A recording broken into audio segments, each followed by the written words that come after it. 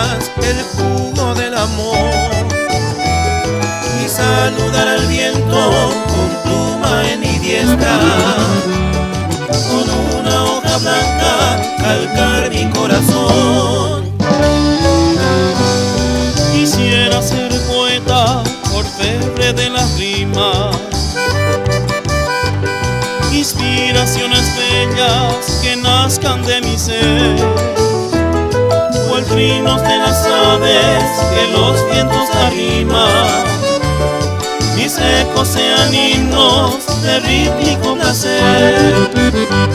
Quisiera ser poeta, insomnio en la vida, honrando la natura con esa vocación, sacando del tintero su sangre derretida y convertir en versos el pre de la canción.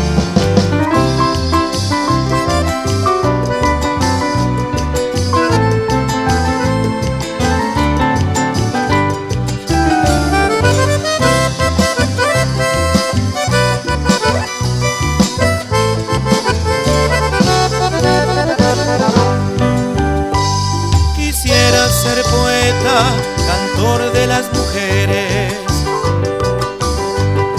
que ellas en mis ritmos descansen con fulgor, destronando fatiga, renueven sus poderes, y con mi melodía encierre su pudor.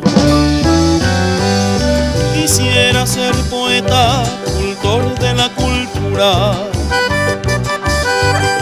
honrar a esta tierra los frutos del saber, que los niños me lean con toda la soltura, y aprendiendo patria engrose su haber.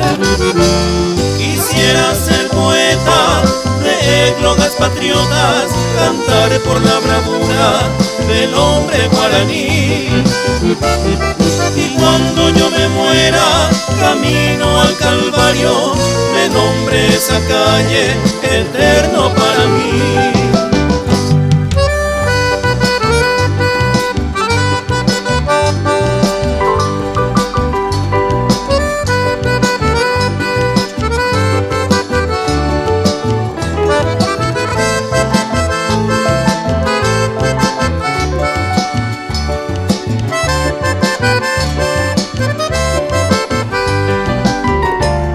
Pero no soy poeta, soy mero escribiente, que ansio ser eterno, trovero del amor.